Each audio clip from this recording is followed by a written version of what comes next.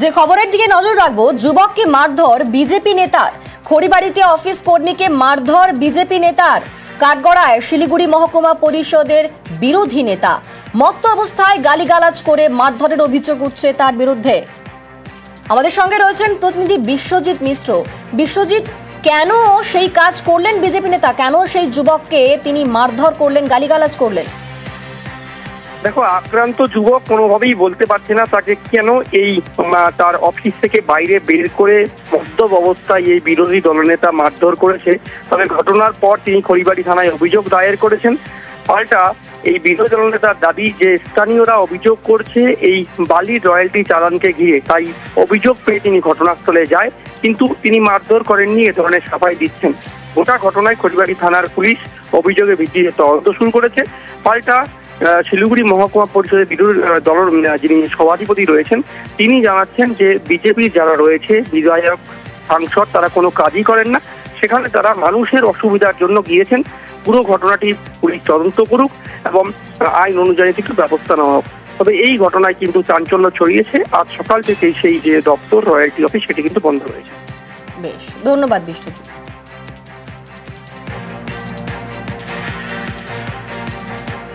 और अचानक से 4 लोग आए और उसमें वो लोग मेरे को बोलने लगे कि आप फ़ोन लगाओ।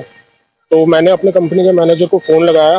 उसके बाद फिर उन लोगों ने गुस्से में अचानक से बात किया भी क्या नहीं मुझे नहीं पता। उसके बाद गुस्से में अचानक से उन्होंने शटर डाउन करा और मेरे को बाहर निकाल दिया उन लोगों ने। उसके बाद निकालने के बाद फिर वो लोग मेरे को मारने लग गए। एक्चुअली वो उनको तो मैं जानता नहीं हूँ कौन है कौन नहीं, लेकिन उनकी गाड़ी में चेयरमैन लिखा हुआ था। गाँव वालों से मैंने पूछा तब उन्होंने बताया उनका नाम निशु था। एक ही आदमी था या और 4 लोग थे। 4 लोगों में से एक ही बंदे का नाम पता चला और किसी का नाम मुझे पता नहीं चला। শিলিগুড়ি যেটা মহকুমার বিরোধী দলের নেতা উনি অজয় উরাও, উনি ফোন করে বলল কি আপনাদের রয়্যালটি অফিস দুটো আছে, আপনি এটা শাটারটা বন্ধ করুন। আমরা বললাম কি দাদা আপনি বিরোধী দলের নেতা হতে পারেন কিন্তু আপনি ভালো করে কথা বলুন। এটা বলার সঙ্গে সঙ্গে ও ফোনটা বন্ধ করে দিল। বন্ধ করার পরে কিছুক্ষণ পরে আমি যখন মানে খবর পাই এখানে মারধর হয়েছে আমাদের ছেলেকে, তাহলে ওখানে শাটার বন্ধ করে দিয়েছে। শাটার বন্ধ করে তালা লাগিয়ে ওই জায়গাটা মানে আমাকে বাইরে এসে মারধর করেছে। আমাদের যে কাজ করে অরুণ ये मेरे से সঙ্গে ছিল অজয় উরাও, যার নাম ডাকনাম নিষ্ঠু, ওর সঙ্গে 3-4 জন ছেলে আরো ছিল। এই যে ঘাটটা চলা হচ্ছে এটা কিন্তু টোটালি মানে ইলিগালি চলা হচ্ছে, কারণ ওইটা নিতু দুবের ওইটা ঘাটই না। এই বিষয় নিয়ে যখন আমি ওইখানে যাই তো তখন সেভাবে নিতু দুবের যে কয়েকজন স্টাফ আছে মানে আমার ফ্যামিলির ব্যাপারে গালাগালি দিচ্ছে। তো ওইটারই আমি যখন প্রতিবাদ করলাম তারপরে এটা নিয়ে সেখানে একটা বিশৃঙ্খল মানে শৃঙ্খলা সেখানে তৈরি হলো, কিন্তু বিষয়টা এইভাবে কিছু না। এই যে মারধরের অভিযোগ, আপনি কি মারধর করেছেন? না না, সেখানে সিসিটিভি ফুটেজ আছে, সেখানে তদন্ত করুক, ইনভেস্টিগেশন করুক।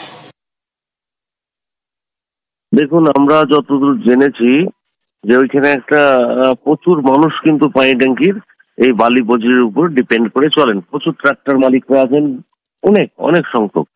তো আমরা পশ্চিমবঙ্গ সরকার ওইখানে রয়্যালটি দিয়েছে এবং সেই মোতাবেক সেখান থেকে বোধহয় বালি বজ্রি তোলা হচ্ছিল। কি কারণে এর আগে ওইখানে হামলা করলো জানি না, পুলিশ বিষয়টা দেখছে। তো প্রচুর মানুষ এটার সঙ্গে যুক্ত আছে। আমি জানি না কেন বিরোধী দলনেতা ওইখানে গেছেন বা কি কারণে গেছেন। পুলিশকে আমি বলবো বিষয়টি গুরুত্ব দিয়ে খতিয়ে দেখতে এবং করার থেকে কড়া ব্যবস্থা নেওয়ার জন্য।